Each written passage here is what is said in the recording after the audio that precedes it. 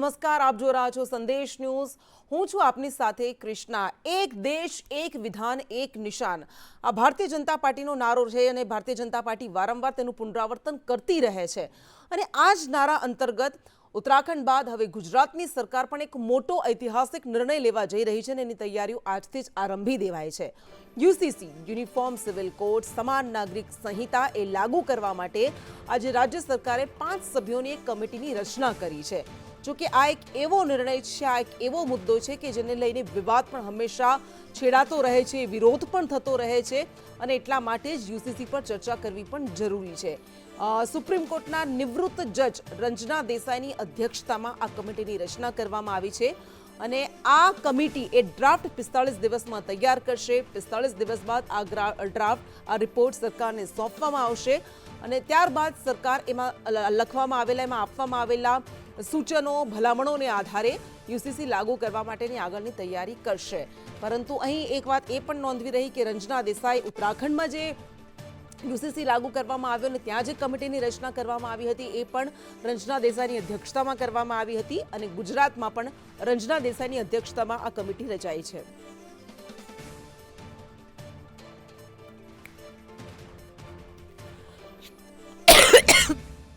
ગુજરાત સરકાર રાજ્યમાં વસતા તમામ નાગરિકોને પણ સમાન હક અને અધિકાર મળે તે દિશામાં આગળ વધી રહી છે. આ માટે ગુજરાતમાં કોમન સિવિલ કોડની આવશ્યકતા ચકાસવા અને કાયદા માટેનો મુસદ્દો તૈયાર કરવા સુપ્રીમ કોર્ટના નિવૃત્ત ન્યાયાધીશ શ્રીમતી રંજના દેસાઈની અધ્યક્ષતામાં એક કમિટીની રચના કરવાનો મહત્વપૂર્ણ નિર્ણય કર્યો છે. 5 સભ્યોની આ સમિતિમાં અન્ય સભ્ય તરીકે નિવૃત્ત વરિષ્ઠ આઈએએસ અધિકારી Shri CL Meena, advocate Shri RC Kodekar, ભૂતપૂર્વ વાઇસ ચાન્સેલર શ્રી દક્ષેશ ઠાકર અને સામાજિક કાર્યકર સુશ્રી ગીતાબેન શ્રોફનો સમાવેશ કરવામાં આવ્યો છે. આ કમિટી તમામ પાસાઓનો સુગ્રથિત અભ્યાસ કરીને પોતાનો રિપોર્ટ 45 દિવસમાં રાજ્ય સરકારને આપશે અને રિપોર્ટના આધારે રાજ્ય સરકાર યોગ્ય નિર્ણય કરશે. એટલે રિપોર્ટ બાદ રાજ્ય સરકાર એના સૂચનોને આધારે, એની ભલામણોને આધારે યોગ્ય નિર્ણય કરશે. પરંતુ અત્યારથી જ જેવી રીતે આપણે સાંભળ્યા, ગૃહ રાજ્યમંત્રી હર્ષ સંઘવી, મુખ્યમંત્રી ભૂપેન્દ્ર પટેલ તેઓ કહી રહ્યા છે કે ઉત્તરાખંડનું જે માળખું તૈયાર કરવામાં આવ્યું હતું અને ઉત્તરાખંડમાં જે યુસીસી લાગુ કરવામાં આવ્યો એક સર્વશ્રેષ્ઠ છે આખા દેશ માટે. એટલે એમાંથી પણ ઘણું બધું લેવામાં આવે એવી શક્યતા છે. ચર્ચા આપણે કરીશું કારણ કે ત્યારબાદ પણ જે નિવેદનો સામે આવ્યા, પ્રતિક્રિયા સામે આવી, આદિવાસી નેતા ચૈતર વસાવાની હોય કે પછી ઇમરાન ખેડાવાલાની હોય, આપણે સાંભળી ઘણા બધા સવાલો પણ ઉઠ્યા છે. આપણી સાથે ડૉક્ટર ઉજ્જવલ શેઠ કે જેઓ વિશ્વ હિન્દુ પરિષદમાંથી છે, આ ઉપરાંત ડૉક્ટર શૌકત ઇન્દોરી કે જેઓ મુસ્લિમ વકીલ પણ છે, અગ્રણી પણ છે, તેઓ આપણી સાથે જોડાઈ ગયા છે. આ ઉપરાંત જ્યોતિનાથ મહારાજ પણ આપણી સાથે જોડાઈ ગયા છે. આપ તમામનું સ્વાગત છે. સૌથી પહેલાં આપણે જઈએ ડૉક્ટર શૌકત ઇન્દોરી પાસે. શૌકતભાઈ, આ જે આખો મુસદ્દો તૈયાર કરવામાં આવશે, 45 દિવસ બાદ એ સામે આવશે, પરંતુ અત્યારથી ઇમરાન ખેડાવાલાએ કહ્યું કે મુસ્લિમોને ટાર્ગેટ કરવા માટે જ નિયમો બનાવવામાં આવતા હોય એવું લાગે છે. સરકારનું એવું કહેવું છે કે આમાં કોઈ માટે કોઈ એક ખાસ સમુદાય માટેની વાત નથી, આ યુનિફોર્મ સિવિલ કોડ છે, સમાન નાગરિક સંહિતા છે. તો શું લાગે છે આપને, એવું કેમ કહેવાય રહ્યું છે કે મુસ્લિમોને ટાર્ગેટ કરવા માટે?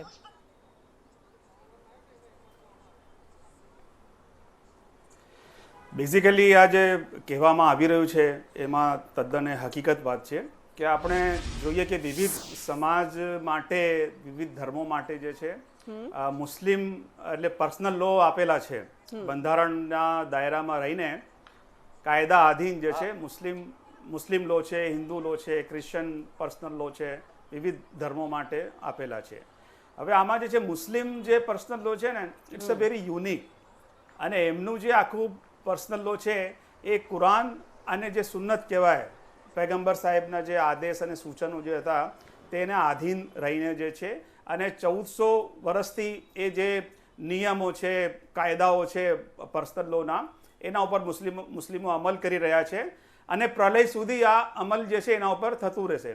અને ઇટ ઇઝ ઓબ્લિગેટરી, બાઇન્ડિંગ છે એમના ઉપર કે કોઈને લગ્ન કરવા હોય, ડાયવોર્સ કરવા હોય, સક્સેશન માટે જે પણ પ્રક્રિયા કરવી પડે કે એડોપ્શન માટે જે છે તે એને કુરાન અને પૈગંબર સાહેબની સુન્નત પ્રમાણે જે છે એને અનુસરવું પડે, એને ફોલો કરવું પડે.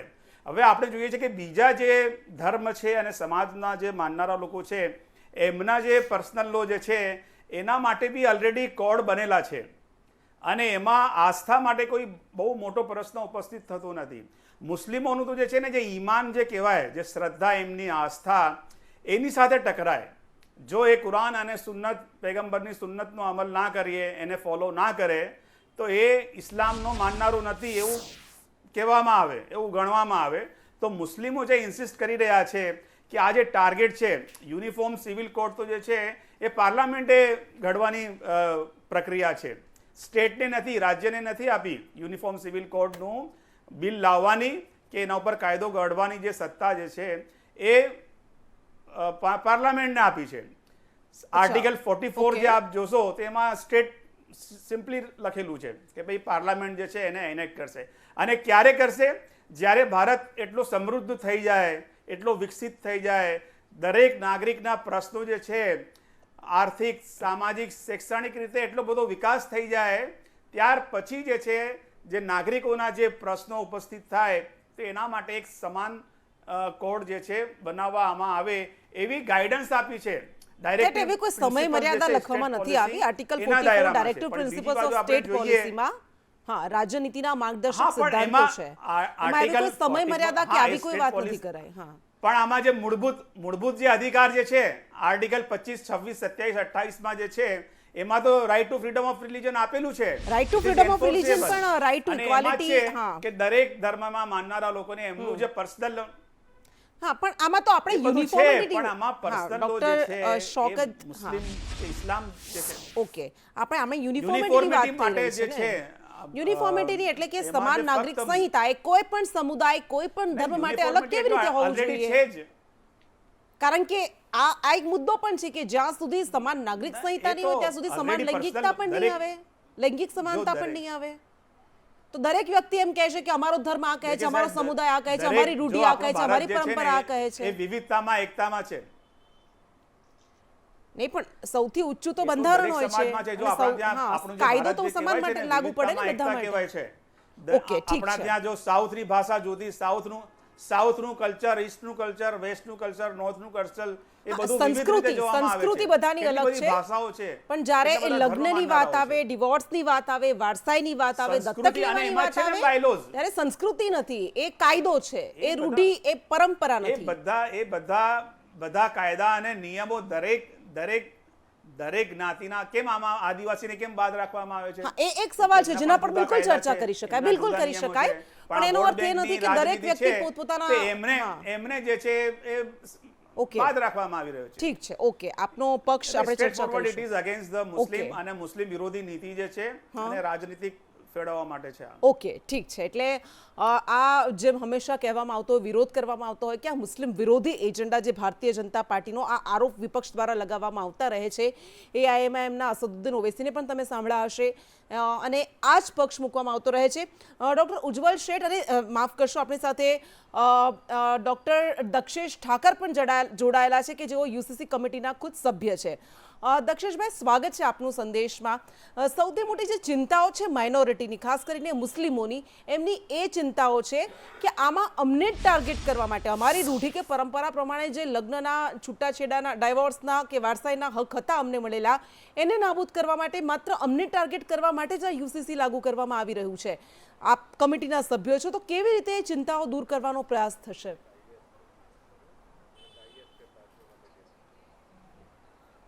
હું માનું છું કે આ પ્રકારની ચિંતાઓ કોઈ ધર્મને, કોઈ સંપ્રદાયને, કોઈ સમાજને ટાર્ગેટ કરવાવાળી જે ચિંતાઓ છે એ ચિંતાઓ કરવાની હું કોઈ જરૂર જોતો નથી. હું હમણાં ડિબેટ સાંભળતો હતો, ભાઈ જે વાત કરતા હતા કે દરેકની સંસ્કૃતિ અલગ હોય, દરેકના સંસ્કાર અલગ હોય, દરેકના રીત રિવાજો અલગ હોઈ શકે, પણ બેન તમે બહુ સુંદર વાત એમને કરી કે દરેકનો કાયદો અલગ ન હોઈ શકે. એક દેશ હોય ત્યારે એ દેશનો કાયદો એક જ હોવો જોઈએ, એ બધાએ સ્વીકારવો જોઈએ. દેશ કાયદા પ્રમાણે ચાલે છે, દેશ બંધારણ પ્રમાણે ચાલે છે. સરકારનો ક્યારેય કોઈ, કેમ કે સરકાર એ પોતાના નાગરિકો માટે છે, કોઈ દિવસ સરકાર ક્યારેય કોઈને ટાર્ગેટ કરે એવું બન્યું નથી, બની શકે નહીં. એટલે આ પ્રકારની કોઈ ચિંતા સરકાર તરફથી કોઈને કરવાની જરૂર નથી. કાયદામાં ન્યાય મળે બધાને, ન્યાય ઝડપથી મળે. ન્યાયમાં જે નાની મોટી છટકબારીઓ રહી ગઈ છે એ છટકબારીઓ બારી બંધ કરી દેવામાં આવે અને યોગ્ય બહુ સૌને ન્યાય મળે એ પ્રકારની પદ્ધતિથી આ સમિતિની રચના કરવામાં આવી છે. સમય જાય એમ કાયદો પણ બદલાય, સમયની જરૂરિયાત જેમ જેમ આવે, જેમ સમય બદલાય એમ એ દેશના કાયદાઓમાં નાના મોટા સુધારાઓ પણ કરવા પડે. એ સંદર્ભમાં સરકારે વિચાર્યું છે અને યુસીસીની આ કમિટી એ સરકાર દ્વારા બનાવવામાં આવી છે. કોઈ સમાજને, કોઈ ધર્મને, કોઈ જાતિને ટાર્ગેટ કરવા માટેનો આ કોઈ એજન્ડા નથી, એમ હું બહુ સ્પષ્ટપણે કહેવા માંગુ છું. અચ્છા દક્ષેશભાઈ, એક સવાલ વધારે હજુ આપની પાસેથી, કારણ કે આપ મેમ્બર છો કમિટીના. યુસીસી જે ઉત્તરાખંડમાં લાગુ કરવામાં આવ્યું, ત્યાં આદિવાસીઓના જે પણ હક છે સંરક્ષિત કરવામાં આવ્યા છે એમની પરંપરા રૂઢિ પ્રમાણે, અને એટલા માટે આ મુદ્દો, કારણ કે આ વિપક્ષ દ્વારા પણ ઉઠાવવામાં આવતો રહ્યો છે કે જો તમે યુનિફોર્મ સિવિલ કોડની વાત કરો છો તો એમાં યુનિફોર્મિટી હોવી જોઈએ. તમે એક સમુદાયને પરંપરા અને રૂઢિઓને સંરક્ષિત કરો છો, તમે બીજા સમુદાયને રૂઢિ અને પરંપરાને તમે એમ કહો છો કે કાયદો બધા માટે સમાન હોય, તો શું ગુજરાતમાં પણ એવું થશે?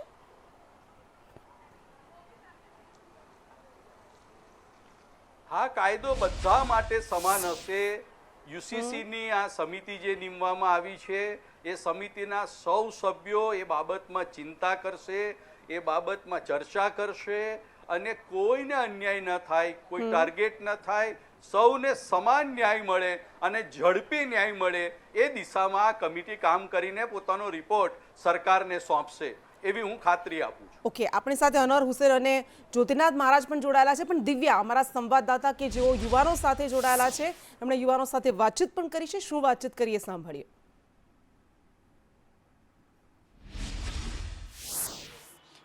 યુનિફોર્મ સિવિલ કોડ આજથી ગુજરાતમાં પણ હવે લાગુ થયું છે. ઘણી ચર્ચા વિચારણા બાદ એક સપનું હતું કે તમામ હક તમામ ધર્મના લોકોને મળે, અને એ ક્યારે મળશે તે શક્ય બાબત આજે સાબિત થઈ રહી છે અને સભ્યની રચના પણ કરવામાં આવી છે. ત્યારે કેટલાક વિદ્યાર્થીઓ છે આપણી પાસે, એમની સાથે પણ વાત કરીશું. જે યુનિફોર્મ કોડ હવે લાવવાની વાત હતી, આજે એ કોડ લાવવામાં આવ્યો છે, નિર્ણય પણ લઈ લેવામાં આવ્યો છે. આ નિર્ણયને આપ કઈ રીતે જોઈ રહ્યા છો? સમાન નાગરિક સંહિતાનો જે નિર્ણય ગુજરાત સરકાર દ્વારા લેવામાં આવ્યો છે તે ખૂબ જ સ્વાગત યોગ્ય નિર્ણય છે. આ નિર્ણયના લીધે તમામ જે લોકો છે ગુજરાતના, એ બધા લોકોને સમાન હક મળશે. તે સિવિલ મુદ્દા હોય, તે ક્રિમિનલ મુદ્દા હોય, એ બધી જ બાબતો ઉપર લોકોને સમાન હક મળશે. જે મહિલાઓ છે, જે માઇનોરિટી કમ્યુનિટીના લોકો છે, એમને પણ સમાન હક મળશે. તો આ એક સ્વાગત યોગ્ય નિર્ણય છે. જરૂર. ઘણી વખત એવું થતું હતું કે ડિવોર્સના કેસીસ હોય કે પછી અન્ય કેસીસ હોય, અનેક કોમ્યુનિટીના અલગ અલગ નિર્ણયો અને એમના જે પરંપરા ચાલતી આવી એ બાબતોનું ધ્યાન રાખવામાં આવતું હતું. હવે તમામ નિયમો તમામ લોકોને લાગુ પડશે. तो अच्छा है यूसीसी, क्योंकि वन नेशन वन लॉ होना चाहिए. प्लस जो डिवोर्स के मुस्लिम कम्युनिटी के जो डिवोर्स के इश्यूज थे, ट्रिपल तलाक, उससे उनको जो विमेन है उनको बहुत एम्पावरमेंट मिलेगी. प्लस वन नेशन में वन लॉ होना चाहिए. જરૂર. ये निर्णय को आप किस तरह से देखते हो? बहुत अच्छा. આજે ગુજરાત સરકારનો નિર્ણય છે એ સ્વાગત યોગ્ય નિર્ણય છે, અને જે એક સમાન નાગરિક સંહિતાનો કાનૂન છે એ મારા મતેથી પૂર્ણ દેશમાં લાગુ થવો જોઈએ. હમણાં હાલ ભલે ઉત્તરાખંડમાં લાગુ થયો છે અને ગુજરાતમાં લાગુ કરવાની ચર્ચા ચાલે છે, જેના લીધે કે ગુજરાતના દરેક જે નાગરિક છે એને સમાન હક મળશે. મહિલાઓનું જે કહેવાય કે સ્થાન વધારે ઉપર આવશે આપણા સોસાયટીમાં, એટલે એ ખૂબ જ સ્વાગત યોગ્ય નિર્ણય છે ગુજરાત સરકારનો. બાદ ગુજરાત એક એવું રાજ્ય બન્યું છે કે જેમાં આ યુનિફોર્મ સિવિલ કોડ લાગુ કરવામાં આવ્યો છે. યુવાઓ માટે કેટલી આ રાહત અનુભવી રહ્યા છે? તે નમસ્કાર, તો બહુ સારી વાત છે. મને ગર્વ મહેસૂસ થઈ રહ્યો છે, કેમ કે જે ઉત્તરાખંડ હતું તેની પછી આપણે જે ગુજરાત રાજ્યનું બીજા નંબરે ચાલુ યુનિફોર્મ સિવિલ કોડ આજે ભૂપેન્દ્ર પટેલ આપણા મુખ્યમંત્રીએ કીધું છે. તે 45 દિવસની 5 લોકોની સભ્ય મિટિંગ પછી તેમને નિર્ણય લેશે કે શું કરવાનું છે. તે મને બહુ ખૂબ સારું લાગે છે. તેમાં કોઈ બી જ્ઞાતિ જાતિ, કોઈ બી મુસ્લિમ, હિન્દુ, શીખ, ઈસાઈ, કોઈ બધા માટે સેમ કાનૂન હશે. તે બહુ ખૂબ સારું છે. એક તો ભારત દેશ એક એવો દેશ કે જે લોકતાંત્રિક અને તમામ હકોને મળતા હોય છે, પરંતુ જે રૂઢિગત રિવાજો ચાલતા આવ્યા તે જ મુજબ જે નિયમો ઘડાતા હતા, હવે આ તમામ નિયમો પર રોક લાગી છે. તો યુવા પેઢી કેવી રીતે જોઈ રહી છે? હા, યુવા પેઢી મારા મતે ખૂબ સારી રીતે આને જોશે, કારણ કે જે સંવિધાને આ બધા હક આપ્યા છે, તમે સમાનતાનું કીધું, તેમાં આપણું જે સંવિધાનનું પહેલું ડોક્યુમેન્ટ છે પ્રિએમ્બલ, તેમાં ઇક્વાલિટી શબ્દ છે. અને યુસીસી આઈ હોપ કે ઇક્વાલિટી અચીવ કરવામાં હેલ્પ કરી શકે છે આપણને. ને જે આપણે 5 લોકોની કમિટી બની છે તે આનું ઇમ્પ્લિમેન્ટેશન કઈ રીતે કરે તે મેઇનલી જોવાનું રહેશે, કારણ કે આ બધો ખેલ ઇમ્પ્લિમેન્ટેશનનો છે. જો ગુજરાતમાં આનું સારી રીતે ઇમ્પ્લિમેન્ટેશન થશે તો મારા મતે આખા દેશમાં આનો અમલ કરી શકાશે. જરૂર. એટલે જે નિર્ણય લેવામાં આવ્યો છે, 5 સભ્યોની જે કમિટીની રચના પણ કરવામાં આવી છે, પરંતુ આ જે નિર્ણય એક મહત્વપૂર્ણ લેવામાં આવ્યો અને આ નિર્ણયને પણ સૌ કોઈ યુવાધન છે તે પણ વધાવી રહ્યું છે. કેમેરામેન મનીષ વાણિયા સાથે દિવ્યા ચૌહાણ, સંદેશ ન્યૂઝ, અમદાવાદ. જે ટીકા અથવા તો વિરોધ થઈ રહ્યો છે એ મુદ્દા પર થઈ રહ્યો છે કે uniformity is uniform only for one, not others. એટલે યુનિફોર્મિટી, સમાનતા એ માત્ર કેટલાક વર્ગ માટે છે, બધા માટે નહીં. આ એક પોઈન્ટ મૂકવામાં આવી રહ્યો છે. જો કે હજુ ડ્રાફ્ટ આવશે, ઘણા બધા મુદ્દાઓ પર ચર્ચા આગળ પણ થશે, પરંતુ ચર્ચામાં આગળ વધીએ. ડૉક્ટર ઉજ્જવલ શેઠ વિશ્વ હિન્દુ પરિષદમાંથી આપણી સાથે જોડાયેલા છે. ઉજ્જવલભાઈ, આ જે આખો મુદ્દો છે યુસીસી જ્યારે લાવવામાં આવ્યો, જો કે તો જનસંઘના સમયથી વાત ચાલતી આવી છે. 1967માં જનસંઘે કહ્યું હતું કે અમે સત્તામાં આવીશું તો લાગુ કરીશું. 1980માં ભાજપ બન્યું અને ત્યારબાદ આ મુદ્દો વધારે જોરશોરથી આવવા લાગ્યો. પણ હવે નરેન્દ્ર મોદીનું આ 3જી ટર્મ છે અને રાજ્યો પ્રમાણે જ્યાં ભાજપ શાસિત રાજ્યો છે ત્યાં લાગુ થવા લાગ્યું છે. પણ આ જે વિરોધ મૂકવામાં આવી રહ્યો છે કે તમે તમારા એજન્ડા પ્રમાણે કામ કરી રહ્યો છો ભાજપ માટે, તો આ યુનિફોર્મ સિવિલ કોડને લઈને તમારી શું મત છે, પ્રતિક્રિયા છે? મેં ડિબેટ સાંભળી. સૌથી પહેલાં હું વાતને સ્પષ્ટ કરવા માંગુ છું કે આ ભારત દેશ બંધારણ પ્રમાણે ચાલતો દેશ છે. આમાં દરેકને સમાન અધિકાર, સમાન હક અને સમાન ફરજો આપેલી છે. જો કોઈ એક સમુદાય વિશેષ પોતાના હકમાં કોઈ પણ જાતની બાંધછોડ કે વધારો કરવા માંગતા હોય તો એ આ દેશમાં શક્ય નથી.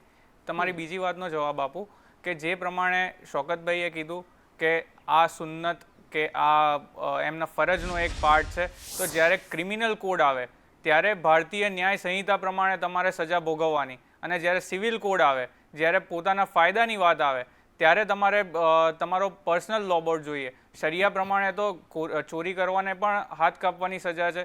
કોમન ક્રિમિનલ કોડ પ્રમાણે તો તમે તમારી ફરજો ગોઠવતા નથી. તો એ પ્રમાણે જ્યારે પોતાની સહુલિયત પ્રમાણે જ્યારે તમારા કાયદાને તમારા પ્રમાણે વાળવાની અને ગોઠવવાની કોશિશ કરો ત્યારે અમારે બોલવું પડે છે. અને આ દેશમાં જો તમારે દરેક વ્યક્તિને સમાન ન્યાય અને સમાન કાયદો આ દેશમાં હશે તો જ આ દેશ આગળ સારી રીતે વધી શકશે. ઓકે, આનો જવાબ આપણે લઈશું ડૉક્ટર શૌકત પાસેથી. પણ જ્યોતિનાથ મહારાજ પણ આપણી સાથે જોડાયા છે. જ્યોતિનાથજી, 45 દિવસ બાદ જ્યારે રિપોર્ટ આવશે અને ઉત્તરાખંડમાં જે પ્રોસેસ થઈ કે બિલ પસાર થયું, ત્યારબાદ રાષ્ટ્રપતિને રાષ્ટ્રપતિ પાસે મોકલવામાં આવ્યું અને મંજૂરી બાદ એ કાયદો બન્યો અને એ રીતે પ્રોસેસ ગુજરાતમાં પણ થશે. પરંતુ અત્યારે જે આપ સાંભળી રહ્યા છો કે પ્રતિક્રિયા આવવાની શરૂ થઈ ગઈ છે, આદિવાસીઓ પોતાની પ્રતિક્રિયા મૂકી રહ્યા છે, મુસ્લિમ નેતાઓ પોતાની પ્રતિક્રિયા મૂકી રહ્યા છે, ચિંતા વ્યક્ત કરી રહ્યા છે આ બધા. તો તમને શું લાગે છે કે આમાં શું શું હોવું જોઈએ, કેવી રીતે હોવું જોઈએ? સર્વપ્રથમ તો મારા સાથી ડિબેટર તરીકે દક્ષેશભાઈ જોડાયા છે, તેમને અભિનંદન કરું છું કે આ ઐતિહાસિક કાયદાના તમે એક ભાગ બનો છો. સૌથી પહેલી વાત આ છે, કારણ કે દેશની અંદર ઘણા વખતથી આપણે એક અપેક્ષા રાખતા હતા કે એક કાયદો હોવો જોઈએ. એક કાયદો એટલે દરેક નાગરિકને સમાન અધિકાર મળવાની વાત છે. આપણે એમને કંઈ મસ્જિદમાં જતા, ચર્ચમાં જતા, ગિરજાઘરમાં જતા કે પારસી અગિયારીમાં જતા નથી રોકવા માંગતા. આપણે એમની બંદગીમાં કોઈ બંધન નથી કરવા માંગતા. એવું નથી કહેતા કે તમે તમારો ડ્રેસ કોડ બદલી કાઢો, એવું પણ કોઈ એવી વાત જ નથી. વાત જે કઈ છે તે સિવિલ અનજસ્ટિસની છે. સિવિલ અનજસ્ટિસની જો વાત મારી સાથે કરે તો હું ક્લિયર શબ્દમાં કહું કે દીકરીઓને એમના વારસામાં મળતી મિલકતોમાં પણ અન્યાય થાય છે. ત્યાર પછી તમે તલાકની વાત કરતા હતા, તલાક પછી હલાલા, આ બધી દુઃખદાયક ઘટનાઓ છે. તે ઘટનાઓથી કેમ નારીને સુરક્ષિત કરવી, કેમ દીકરા દીકરીઓને એક લાઈનમાં ન લાવવા, કેમ દરેકની પ્રગતિ ના થાય. દેશનો એક ભાગ છે એ લોકો પણ, એ ભાગને કેમ ઊંચું લાવવું, કેમ એમનો વિકાસ કરવો, આને લઈને યુસીસીની જરૂર છે. અને યુસીસી ચાહે દિલથી અમે આવકારીએ છીએ. સમગ્ર સંત સમાજ એને આવકારે છે. ઠીક છે. ડૉક્ટર શૌકત પાસે જઈએ. ડૉક્ટર શૌકત, તમે ડૉક્ટર ઉજ્જવલને પણ સાંભળ્યા, એમણે એમ કહ્યું કે જ્યારે ક્રિમિનલની વાત આવે ત્યારે તમને ભારતીય ન્યાય સંહિતા સ્વીકાર્ય છે, પરંતુ જ્યારે સિવિલ કોડની વાત આવે ત્યારે તમે કહો છો કે અમારી પોતાની પરંપરાઓ છે, અમારી પોતાની રૂઢિઓ છે. તો એવું કેમ? જી, એક તો ક્લેરિફિકેશન કે આઈ એમ એડવોકેટ શૌકત ઇન્દોરી. અને બીજું કે જે એમણે વાત કરી, ક્રિમિનલ જે સંહિતા જે છે અથવા ક્રિમિનલ લોસ છે, એના માટે જે છે બંધારણમાં એની જોગવાઈ છે. It is mandatory for all. અને બંધારણમાં જ આ જોગવાઈ આપેલી છે કે જે લોકોના પર્સનલ લોઝ જે છે એમને ફ્રીડમ ઓફ રિલિજન આપવામાં આવે છે એન્ડ ઇટ ઇઝ એન્ફોર્સેબલ બાય લો. હવે તમે ઇક્વેલિટીની વાત કરો છો, આજે મુસ્લિમ વ્યક્તિ જે છે પોતાની દુકાન કોઈ જગ્યા ખરીદી નથી કરી શકતો. તમે એક બાજુ અશાન ધારા લગાવો છો કે ભાઈ લેવી હોય પ્રોપર્ટી કે વેચવી હોય તો તમે પરમિશન લો, અને મુસ્લિમ ખરીદનારો હોય તે પરમિશન આપવામાં નથી આવતી. મુસ્લિમ કોઈ જગ્યા જે છે કોઈ ધાર્મિક મેળામાં જે છે દુકાન નથી લગાવી શકતો. આ તમારી કેવી ઇક્વાલિટી છે, કેવી સમાનતા છે? આ તો દેખાઈ આવે છે કે મુસ્લિમોને જે છે એમના જે આસ્થા જે છે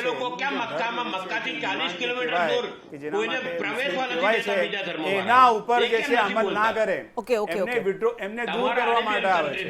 જો અમે ડિસ્ટર્બ નથી કર્યું, મેં ડિસ્ટર્બ નથી કર્યું તમારી વાતમાં. આખા ગુજરાતમાં જ્યાં રાયોટિંગ નથી થતા ત્યાં પણ અશાંત ધારા છે. એટલે આમાં જે છે આ એક જ એજન્ડો છે એમને કે મુસ્લિમ વિરોધી તુષ્ટિકરણ, હિન્દુ તુષ્ટિકરણ અને મુસ્લિમોનો ભય ઉભો રાખીને કેવી રીતે આ દેશમાં જે સત્તા કાયમ રાખવી. આપણો જે દેશ જે છે એ પણ કોઈ અરે એ તો બધું છે, અજાન નથી દેવા દેતા. તમે મેળામાં દુકાન નથી લગાવવા દેતા, પાટિયા લગાડો છો કે અહીંયા મુસ્લિમે આવો નહીં. એટલે આ બધી તમારી ઇક્વાલિટીની જે વાતો છે ને એ બધી વાતો કહેવાય. કેમ વાપરો છો તમારે you are only against the Muslim community. આ તમારી જે છે ઇસ્લામ દુશ્મની છે, મુસ્લિમ દુશ્મની છે, એના સિવાય કંઈ જ નથી. વાતમાં કોઈ બીજી કોઈ તથ્યતા ઓકે. પણ ઘણા બધા દેશોમાં, અમેરિકા સહિત ઘણા બધા મુસ્લિમ દેશોમાં પણ આ લાગુ છે. તમે જો આ વાત કરતા હોય. ઓકે, હા જ્યોતિનાથજી, વાત મૂકો આપની. આ લોકો ભારત દેશની અંદર વાત કરે, અમેરિકા જઈને કેમ આ નથી કહેતા અજાન વગાડવાની વાત? શરિયતમાં નથી અજાન. ઓકે, ઠીક છે. ક્યાં માઇક શોધાય? આપણે કાયદા પર ફરી પાછા આવી જઈએ. વિસ્તારમાં કરો, તમે કરો, બીજાને શું કામ ડિસ્ટર્બ કરો છો? ઓકે, યુનિફોર્મ સિવિલ કોડ પર આવી જઈએ. તમે પર્ટિક્યુલર કમ્યુનિટી માટે ઊભા કરો છો. ઓકે, યુનિફોર્મ સિવિલ કોડ પર આપણે આજે ચર્ચા કરીશું. આગળ વધીએ. દક્ષેશભાઈ આપણી સાથે જોડાયેલા છે, જેઓ કમિટીના મેમ્બર છે. દક્ષેશભાઈ, એક સવાલ. ઉત્તરાખંડમાં જે યુસીસી લાગુ કરવામાં આવ્યો અને એક મુદ્દો કે જેના લઈને સૌથી વધારે વિરોધ ઉઠ્યો, મુસ્લિમ અગ્રણી ઇમ્તિયાઝ પઠાણ પણ આપણી સાથે જોડાઈ ગયા છે, એમની પાસે પણ જઈશું. પણ દક્ષેશભાઈ, સૌથી પહેલા આપની પાસે કે ત્યાં જે સૌથી વધારે વિરોધ ઉઠ્યો એ મુદ્દા પર કે જે લિવ ઇન રિલેશનશીપને લીગલાઇઝ કરવાની વાત થઈ કે તમારે જે તે જિલ્લામાં રજિસ્ટર પાસે નોંધણી કરાવવી પડશે, અને એ મુદ્દો ઉઠ્યો કે આ રાઇટ ટુ ડિગ્નિટીનું ઉલ્લંઘન છે. તમે કોઈના પર્સનલ લિબર્ટીમાં તમે એ કરવા જઈ રહ્યા છો, દખલગીરી કરવા જઈ રહ્યા છો. તો ગુજરાતમાં જ્યારે આ ડ્રાફ્ટ રચાશે ત્યારે આ બાબતોનું ધ્યાન રાખવામાં આવશે?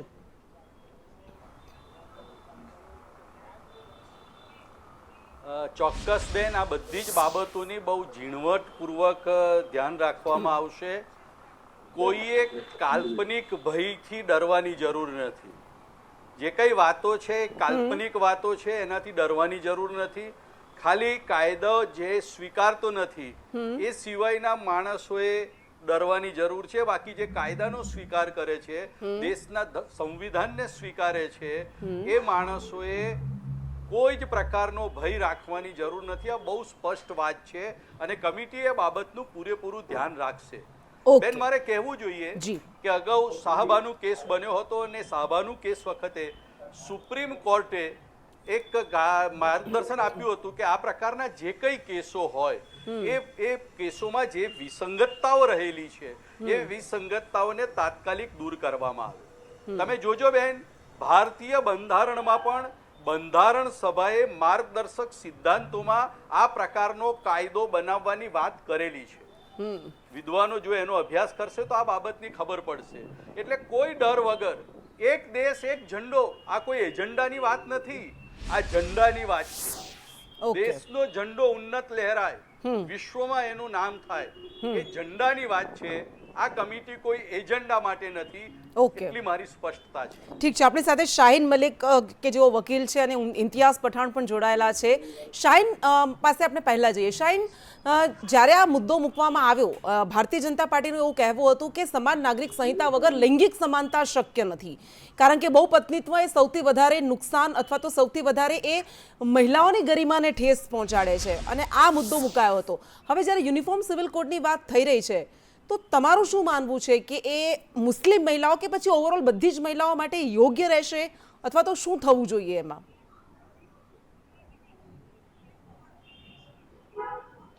સૌથી પહેલો મારો તો આ કાયદા પ્રત્યે એક એવો સૌથી પહેલો વિરોધ છે કે UCC civil code uniform civil code જે લાગુ કરવામાં આવ્યું છે તેમાં કુદરતી ન્યાયના સિદ્ધાંતના વિરુદ્ધ છે.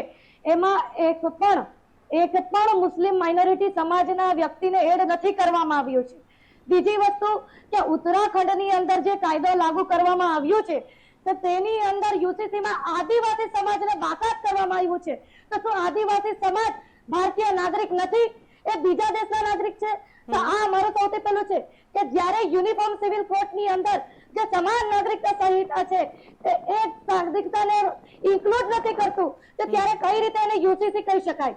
બીજી વસ્તુ કે બંધારણની આર્ટિકલ 25 થી લઈ 29 નાબૂદ કરવામાં આવશે ત્યારે જ યુનિફોર્મ સિવિલ કોડ અમલમાં આવશે.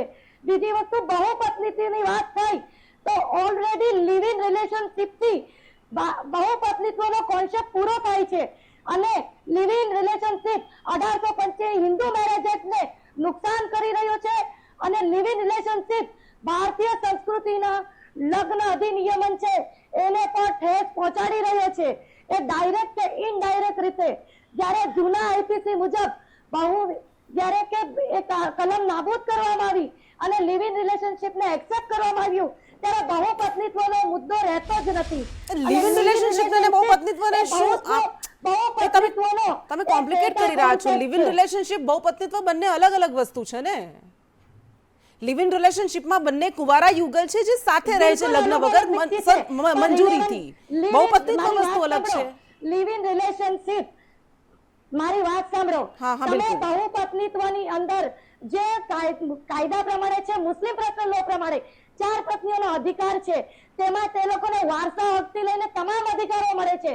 જ્યારે લિવ ઇન રિલેશનશિપ નો કોન્સેપ્ટ ચેન્જ કરવામાં આવ્યું છે. કાયદા પ્રમાણે તેની અંદર કોઈ પણ અમલવારી થતી નથી અને તેને ગુજરાતની અંદર હાલ મૈત્રી કરાર તરીકે રજીસ્ટર કરવામાં આવે છે અને તેને ડાયરેક્ટ કે ઇનડાયરેક્ટ રીતે એને બીજા રીતે ઉપયોગમાં કરવામાં આવે છે. એક મિનિટ, લિવ ઇન રિલેશનશિપને બાજુમાં રાખીએ આપણે, કે બહુપતિત્વ નથી. હા, પણ લિવ ઇન રિલેશનશિપને બાજુમાં રાખીએ, મોટાભાગના મુસ્લિમોનો જે વિરોધ છે એ મુદ્દા પર આવીએ તો શાહીન, જે વાત એ છે કે એ લગ્નની વાત હોય, છૂટાછેડાની વાત હોય, વારસાઈની વાત હોય, બાળક દત્તક લેવાની વાત હોય, એ બધામાં સમાન કાયદો લાગુ પડવો જોઈએ. તો શું તમને આ જે મુદ્દાઓ છે એના પર વાંધો છે કે પછી જે ચાલ્યું આવે છે એ ચાલવું જોઈએ? તમારું એવું કહેવું છે? બિલકુલ. મુસ્લિમ શરિયત પ્રમાણે 1400 સાલ પહેલા કહેવામાં આવ્યું છે. અચ્છા, તો બહુપત્નીત્વ ચાલવું જોઈએ એવો તમારો મત છે? પોતાની મા-બાપની સંપત્તિમાંથી પહેલાથી અધિકાર આપવામાં આવ્યું છે. સાંભળો, પહેલાથી જ અધિકાર આપવામાં આવ્યું છે.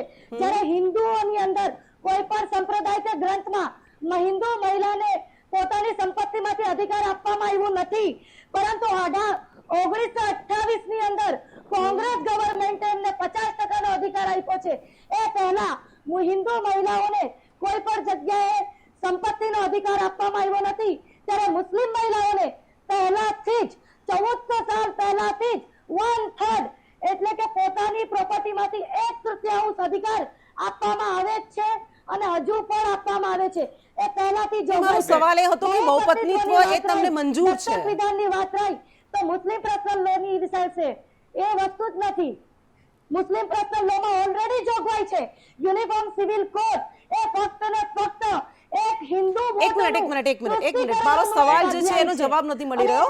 શાહીન, મારો સવાલ એ છે કે બહુપત્નીત્વ જે ચાલે છે આદિવાસી હોય કે પછી મુસ્લિમોમાં હોય, આપણે મુસ્લિમ સમાજની વાત કરીએ, કારણ કે તમે એ કહી રહ્યા છો કે અમારા સમાજમાં આ અધિકાર પહેલેથી મળેલા છે, તો બહુપત્નીત્વ તમને લાગે છે કે મંજૂર છે, એ હોવું જોઈએ? બહુપત્નીત્વની અંદર જે બેવાઓ મહિલા છે એવું નથી. હાલનું જે સ્પષ્ટ સમાજ છે એની અંદર અમુક લોકોએ બહુપત્નીત્વનો દુરુપયોગ કર્યો છે, પરંતુ મુસ્લિમ કાયદા કે સરાઈ પ્રમાણે બહુપત્નીત્વ એવી મહિલાઓ સાથે લગ્ન થાય છે જે બેવા છે, વિધવા છે, તેઓનો કોઈ સહારો નથી. એ ખોટા માર્ગે જાય અને એ મહિલાઓ ખોટા કામે જાય તો એમના લગ્ન કરી અને એમને સહારો આપવા માટે બહુપત્નીત્વનો કોન્સેપ્ટ છે. એ કોઈ ખોટો કોન્સેપ્ટ નથી અને કુરાનની અંદર અને મુસ્લિમ કાયદાની અંદર પણ એ નક્કી કોણ કરશે કે આનો દુરુપયોગ કોણ કરે છે અને સદુપયોગ કોણ કરે છે? ઠીક છે, ઓકે તેની એ છે. ઓકે ઇમ્તિયાઝ પઠાણ, ને જેની સાથે દુરુપયોગ થાય છે ત્યારે એની માટે ભારતીય કાયદા પ્રમાણે 498 અને ઘરેલુ હિંસાના કાયદા અમલમાં છે. પણ એ બધા કાયદાઓ તો બધી જ જગ્યાએ, એ તો બાળ લગ્નમાં પણ છે, એ તો દારૂબંધીમાં પણ છે, પણ એ વાત નથી. અહીંયા વાત એ છે કે તમામ લોકો માટે ધર્મ, જાતિ, સમુદાય એનો કોઈ ભેદ રાખ્યા વગર એ સમાન કાયદા હોય ને સિવિલ કાયદાની વાત થઈ રહી છે. તમે આ વસ્તુ કહો છો તો બેન, મારો પ્રશ્ન છે કે ઉત્તરાખંડની અંદર યુસીસી લાગુ કરવામાં આવ્યું તો આદિવાસી સમાજને બાકાત કેમ રાખવામાં આવ્યું? તો આદિવાસી સમાજ એ બીજા દેશના નાગરિક છે, આદિવાસી સમાજ બીજા નાગરિક છે. બીજી વસ્તુ કે આ 5 જણાની જે કમિટી નિમવામાં આવી છે એમાં એક પણ માઇનોરિટી સમાજમાંથી કેમ લેવામાં નથી આવ્યું? જ્યારે આ કમિટીની અંદર યુનિફોર્મ સિવિલ નો કોન્સેપ્ટ નથી. ઠીક છે, દક્ષેશભાઈ પાસેથી જવાબ લઈ લઈએ. દક્ષેશભાઈ, આ ચૈતર વસાવા કે જે આદિવાસી નેતા છે અને શાહીન મલિકને પણ તમે સાંભળ્યું, ઇમરાન ખેડાવાલાને પણ તમે સાંભળ્યું, એક સેકન્ડ, એમનું આ કહેવું છે કે અમારું પ્રતિનિધિત્વ કેવી રીતે થશે, કારણ કે મુસ્લિમોમાંથી કે આદિવાસીઓમાંથી તો કમિટીમાં એક પણ મેમ્બર નથી રાખવામાં આવ્યો. એમની આ ચિંતા છે.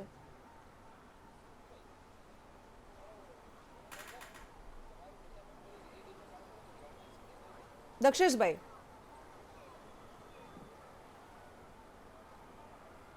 જી હા, તમે શાહીન બેનને પણ સાંભળ્યા, તમે હા બિલકુલ ચૈતર વસાવાને પણ સાંભળ્યા હશે કે જો ધારાસભ્ય છે, આદિવાસી ધારાસભ્ય, એમનું એવું કહેવું છે કે અમારા સમુદાયનું એક પણ વ્યક્તિ, એક પણ સભ્ય કેમ કમિટીમાં નથી?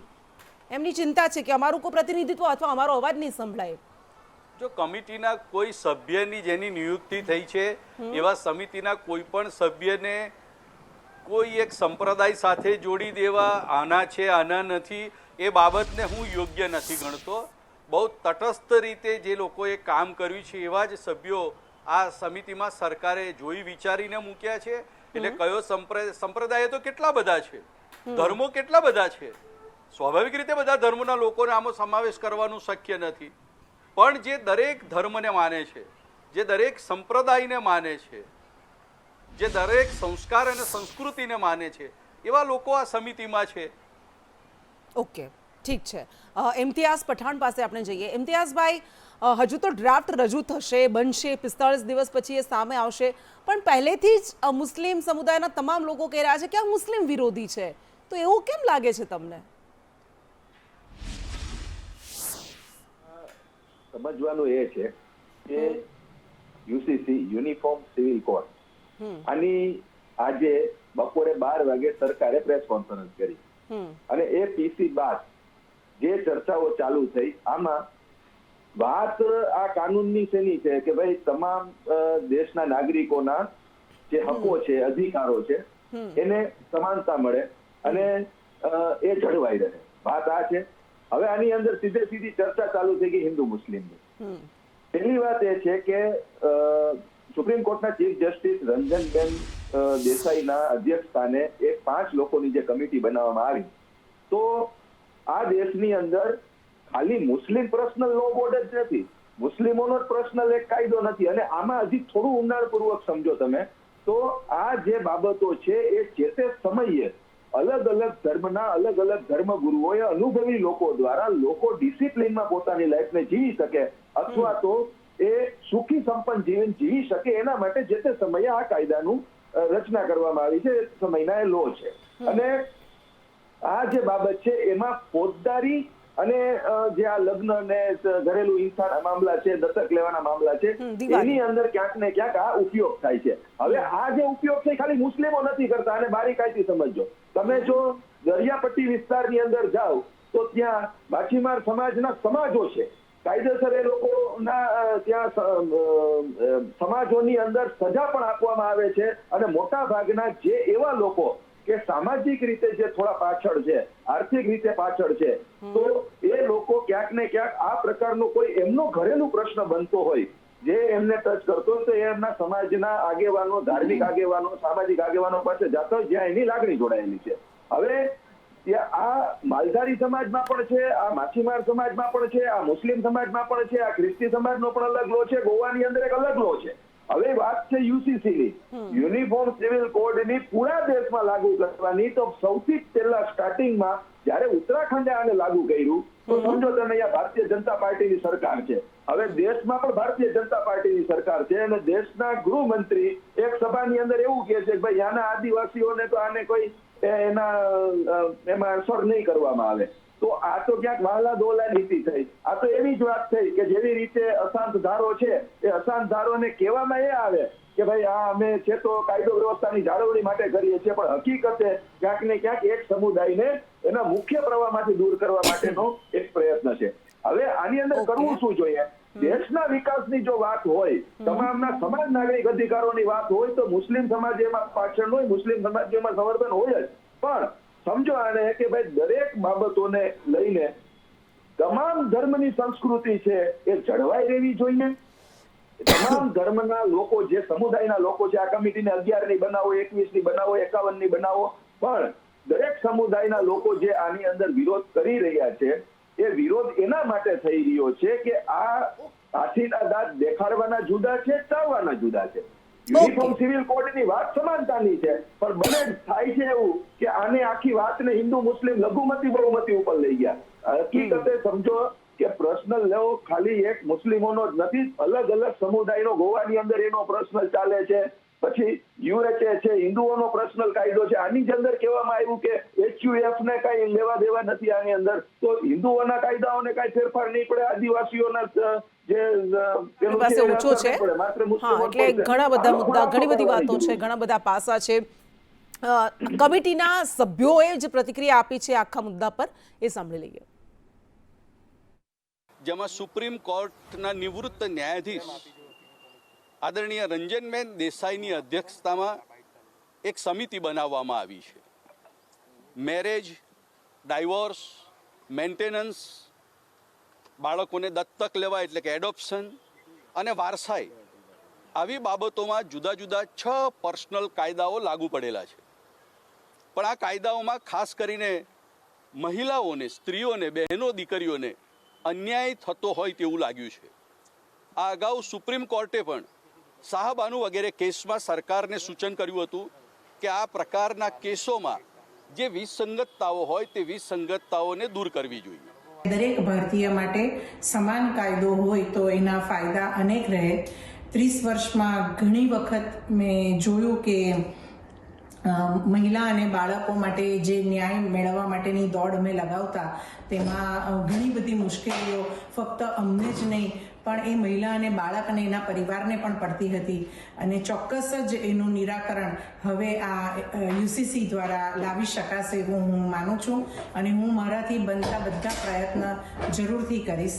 પ્રાથમિક રીતે આ કમિટીની બેઠક થશે, એ કમિટીમાં નિર્ણય કરવામાં આવશે કે આગળની કાર્યવાહી કઈ રીતે એનું પ્રારૂપ બનશે અને આ મુસદ્દો ખૂબ જ ઝડપથી બનાવવામાં આવશે અને જેટલું ઝડપથી બને એ રીતે સરકારશ્રીને એનો રિપોર્ટ પણ કરવામાં આવશે. ત્યારે સમગ્ર રાષ્ટ્રને કે સમગ્ર રાજ્યને નજરમાં રાખીને જ્યારે યુનિફોર્મ સિવિલ કોડની રચના કરવામાં આવશે ત્યારે વ્યક્તિ વચ્ચેના ભેદભાવ ન થાય અને ભેદભાવ ન ઉદ્ભવે એની ખાસ જોગવાઈઓ કરવામાં આવશે.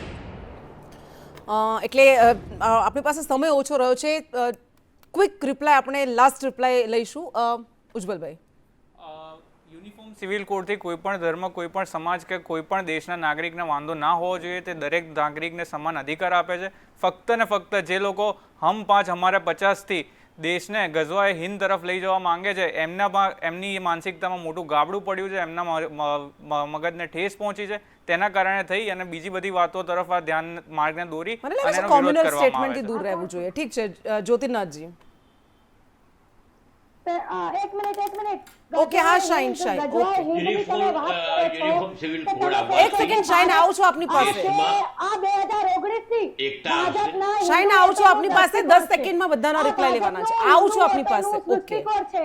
ઓકે, આવું છું આપની પાસે. જ્યોતિર્નાથજી, હિન્દી વાત કરે છે જેથી તમારી આપની પાસે આવું છું. સાબિત થાય છે. દેશની અંદર એકતા વચ્ચે યુનિફોર્મ સિવિલ કોડની વાત આપણી પાસે સમય નથી. શાહીન મલિક, આપણી પાસે સમય નથી. હું આવું છું આપની પાસે આપનું લાસ્ટ રિપ્લાય લેવા માટે. ધન્યવાદ. મુદ્દા પર વાત મત કરો. ઓકે શાહીન, આવું છું આપની પાસે. જ્યોતિર્નાથજી, દેશની અંદર એકતા વધશે, એક પ્રકારની એક હવા નવી ઊભી થશે. તમારે અમેરિકન નાગરિક ધારો લેવો હોય, અમેરિકનમાં નેશનાલિટી લેવી હોય તો ત્યાં કાયદો સ્વીકાર્ય છે ને અહીંયા ગાડી બધામાં પોયરા કાઢવા છે. ઓકે. દુરુપયોગ થાય છે. દીકરીએ જાતે સ્વીકાર્યું છે વકીલ મિત્રએ. તો હું એમ કહું કે તમે એ દુરુપયોગ કેમ નથી અટકાવી શકતા? ઓકે, ઠીક છે. ઇમ્તિયાઝ પઠાણ.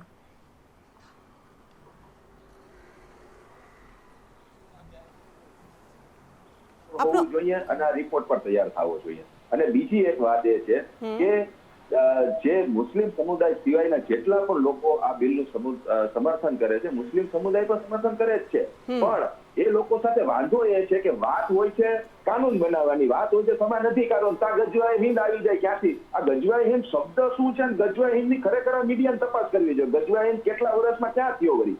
ગજવાએ હિંદ આવી જાય. ઓકે, ઠીક છે. શાહીન, 10 સેકન્ડમાં આપનો રિપ્લાય આપશો. ખાલી 10 સેકન્ડ માત્ર.